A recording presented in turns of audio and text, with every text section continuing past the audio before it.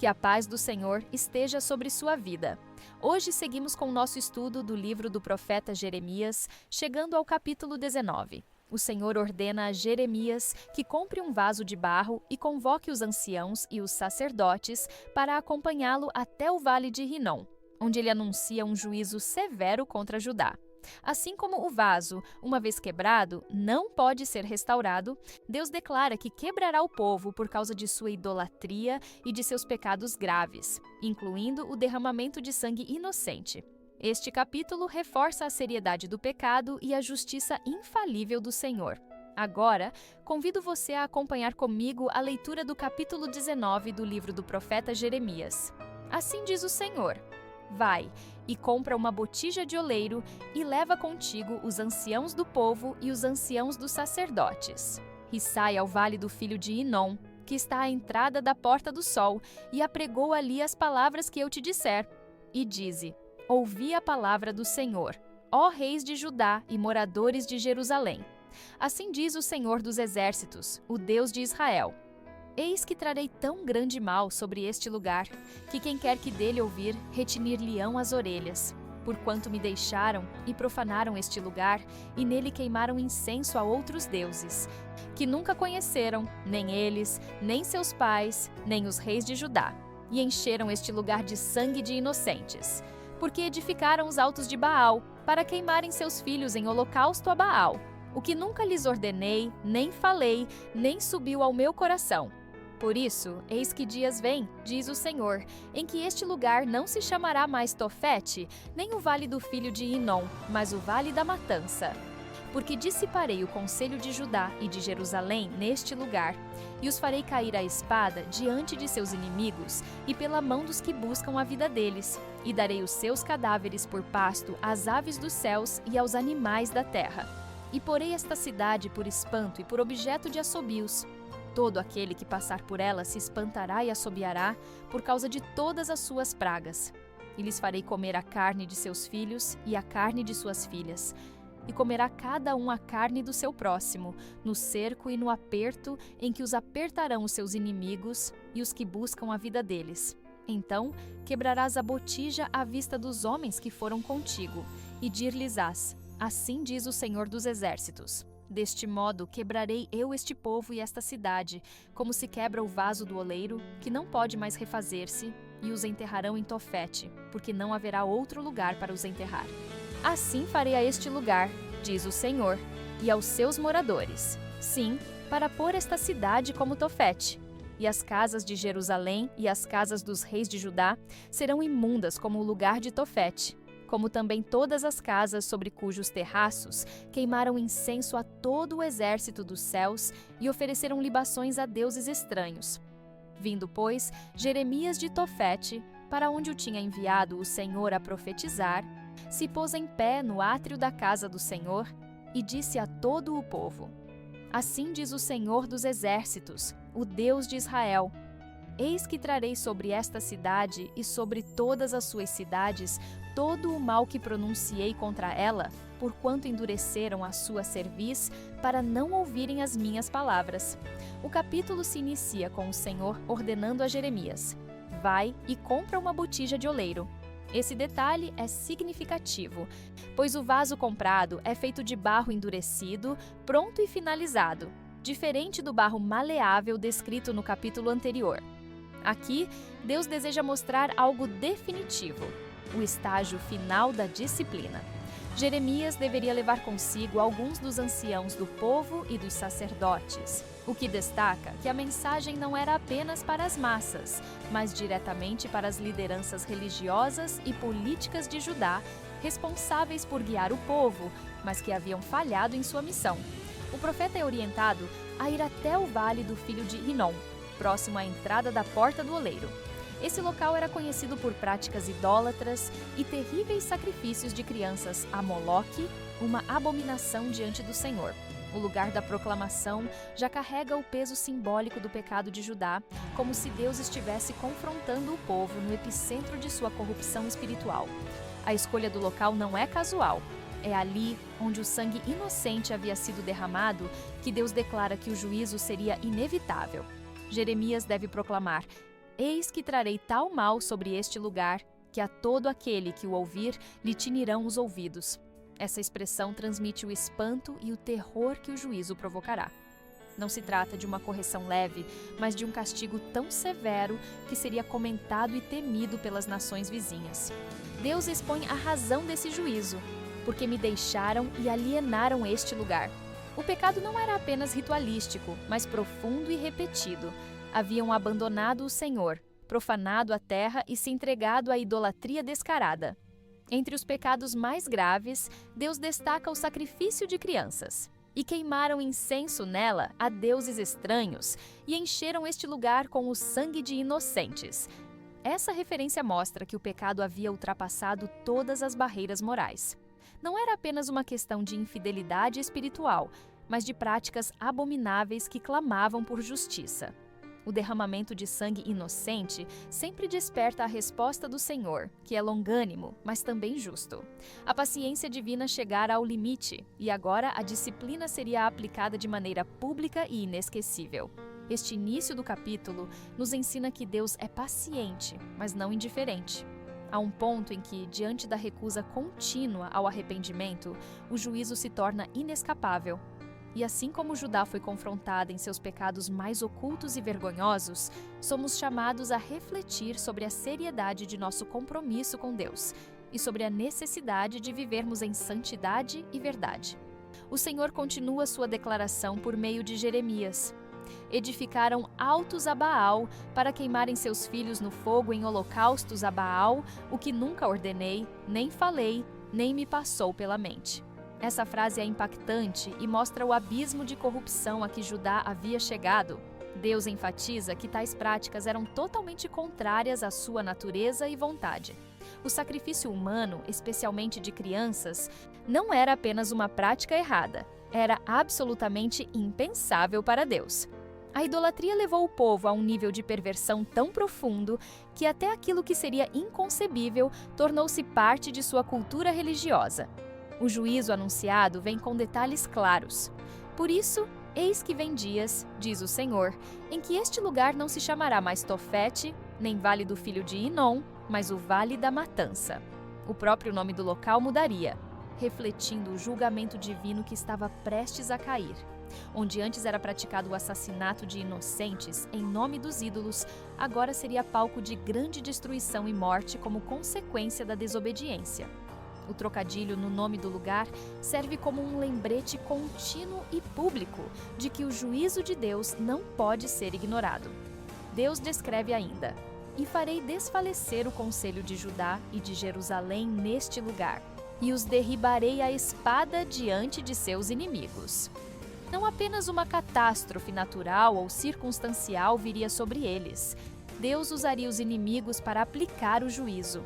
Aqueles que haviam buscado alianças com outras nações, confiando em estratégias políticas e forças militares, veriam suas esperanças frustradas. O Senhor desmontaria toda a segurança falsa e mostraria que sem Ele não há proteção verdadeira. A sentença atinge um nível ainda mais trágico quando o Senhor afirma: "E lhes darei os corpos para serem pasto das aves do céu e dos animais da terra." Em uma cultura em que a sepultura digna era considerada essencial, essa punição trazia vergonha extrema. Os corpos não teriam sequer o respeito da morte, ficando expostos e sendo devorados por animais, símbolo máximo de desprezo e juízo.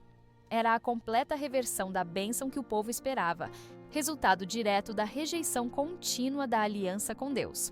Este trecho do capítulo ressalta que o pecado deliberado e persistente, especialmente aquele que profana a vida e distorce o caráter de Deus, atrai um juízo certo e severo. Ao mesmo tempo, nos alerta sobre os perigos de colocarmos nossa confiança em qualquer coisa fora do Senhor. Quando Deus é rejeitado, não há segurança duradoura em nenhum outro lugar. O anúncio de juízo continua com mais detalhes impactantes. "E porei esta cidade por espanto e objeto de assobio, todo aquele que passar por ela se espantará e assobiará por causa de todas as suas pragas." Esta declaração mostra que o castigo não seria apenas interno, mas se tornaria um sinal para todas as nações ao redor. Jerusalém, que fora projetada para ser uma luz para os povos, referência de santidade e justiça, se tornaria um exemplo de desolação e vergonha. A incredulidade e idolatria, que deveriam ter sido extirpadas, resultariam em humilhação pública e escárnio. A descrição prossegue com um dos castigos mais aterrorizantes. E lhes farei comer a carne de seus filhos e a carne de suas filhas, e cada um comerá a carne de seu próximo, no cerco e na angústia em que os apertarão os seus inimigos. Essa referência ao canibalismo, em meio a um cerco brutal, não era algo inédito na história de Israel. Situações semelhantes ocorreram durante cercos anteriores, como relatado em outros textos bíblicos. Aqui, Deus antecipa que o desespero seria tão profundo que os limites morais e naturais seriam quebrados. Esse é o auge da devastação, quando a vida humana perde todo o valor por conta da dureza e da recusa em se arrepender. Após declarar todo esse juízo, o Senhor instrui Jeremias a realizar um ato simbólico. Então, quebrarás a botija à vista dos homens que foram contigo. Esse gesto é de grande importância. Diferente do vaso de barro ainda maleável visto no capítulo 18, aqui a botija já está cozida, pronta e endurecida. E ao ser quebrada, não há mais possibilidade de refazê-la. O ato profético ilustra visualmente a sentença divina. Assim como aquele vaso não pode ser remendado, assim também Jerusalém e Judá sofrerão uma destruição tão profunda que não poderão mais ser restaurados em sua antiga forma.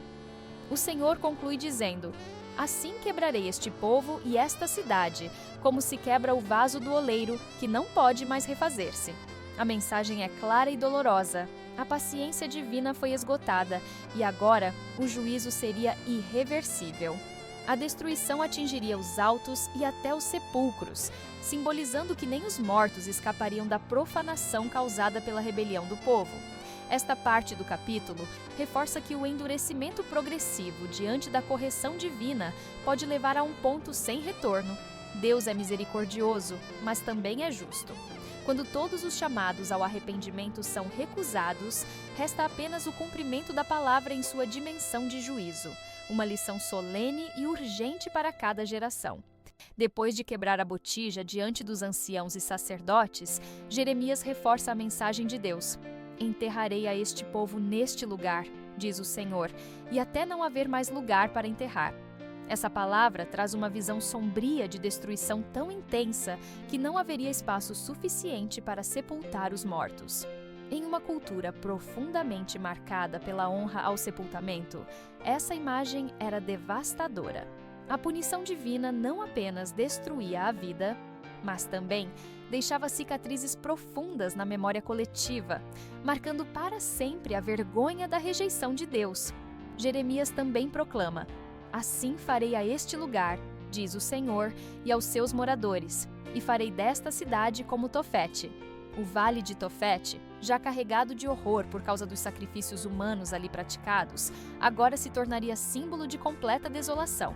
Jerusalém, que fora planejada para ser a cidade da paz e da presença gloriosa de Deus, acabaria semelhante a Tofete, manchada pelo pecado e destruída por consequência dele.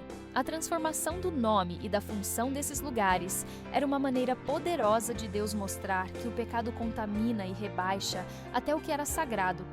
Deus reforça: e as casas de Jerusalém e as casas dos reis de Judá, todas serão imundas como o lugar de Tofete.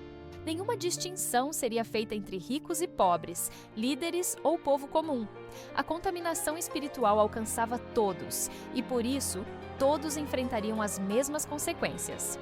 Nem mesmo o palácio real escaparia do juízo.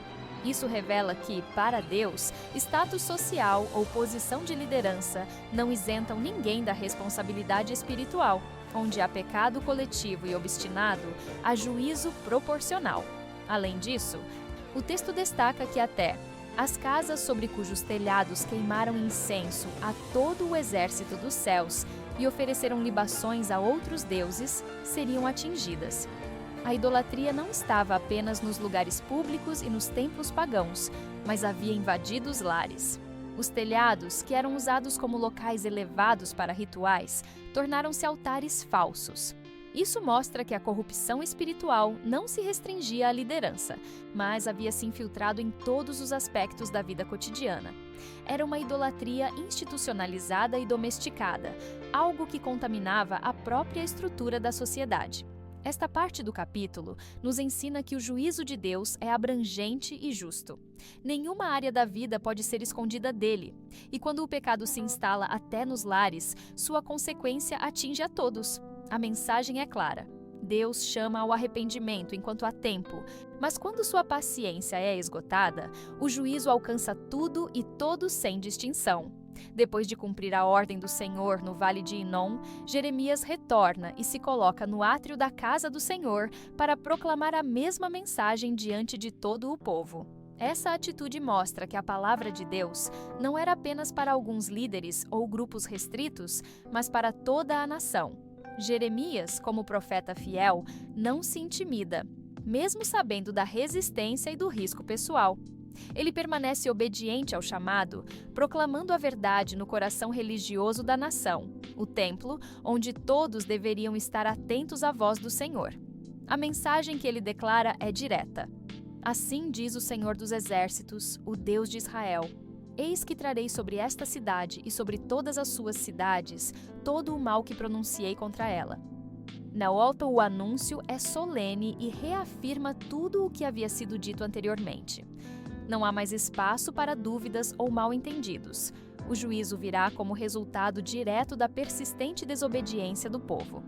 Deus não apenas repete suas advertências, mas confirma que aquilo que havia sido anunciado agora estava prestes a se cumprir. O motivo da calamidade é mais uma vez destacado, porque endureceram a sua cerviz, para não ouvirem as minhas palavras. Esta é a essência da rebelião de Judá. O endurecimento do coração, uma recusa teimosa em ouvir, obedecer e se arrepender, é o que torna inevitável o juízo. O problema não estava apenas nos pecados cometidos, mas na recusa contínua em se voltar para Deus, apesar das múltiplas advertências e da paciência demonstrada ao longo dos anos. Jeremias 19 se encerra com a reafirmação de que Deus não age sem motivo ou sem aviso. O capítulo nos mostra a gravidade do pecado nacional e individual, a seriedade com que Deus trata a idolatria e a justiça infalível do Senhor. Ao mesmo tempo, é um alerta vivo para todas as gerações. Quando a verdade de Deus é rejeitada repetidamente e o coração se endurece, resta apenas esperar pelo cumprimento da palavra que foi anunciada. Este encerramento reforça que, embora Deus seja longânimo e misericordioso, sua santidade e justiça não podem ser desprezadas. Somos desafiados a ouvir com humildade e a responder prontamente à voz de Deus enquanto há tempo, lembrando que a verdadeira restauração só acontece quando nos colocamos de coração aberto nas mãos daquele que tem poder para julgar, mas também para restaurar. Agora convido você para uma breve oração. Senhor meu Deus e Pai, te agradecemos por Tua palavra, que hoje mais uma vez nos ensinou sobre a seriedade do pecado e a justiça das Tuas decisões. Reconhecemos que Tu és longânimo e misericordioso, mas também santo e justo. Ajuda-nos a não endurecer o coração diante da Tua voz. Dá-nos um espírito quebrantado e obediente, para que possamos andar segundo a Tua vontade e permanecer firmes em Teus caminhos. Que sejamos vasos moldáveis em Tuas mãos, sempre dispostos a nos deixar transformar para a Tua glória. Em nome de Jesus Cristo, nosso Senhor e Salvador, oramos e agradecemos. Amém. Agradecemos pela sua presença aqui neste canal de estudo, onde vimos o capítulo 19 de Jeremias. Prepare-se para nosso próximo estudo, que será o capítulo 20. Se esta mensagem tocou o seu coração, compartilhe-a com aqueles que precisam ouvir sobre o amor, a justiça e a soberania de Deus. Cada compartilhamento é uma semente lançada em solo fértil, e o Senhor, em sua infinita graça, abençoa aqueles que dedicam suas vidas a espalhar a verdade de sua palavra. Junte-se a nós nesta missão de alcançar mais vidas com a mensagem do Evangelho. Compartilhe este estudo com amigos, familiares e em suas redes sociais, permitindo que mais pessoas conheçam a fidelidade do Senhor e encontrem segurança em sua presença. Que o Senhor abençoe sua vida abundantemente, renove suas forças e o guie em cada passo do caminho. Amém.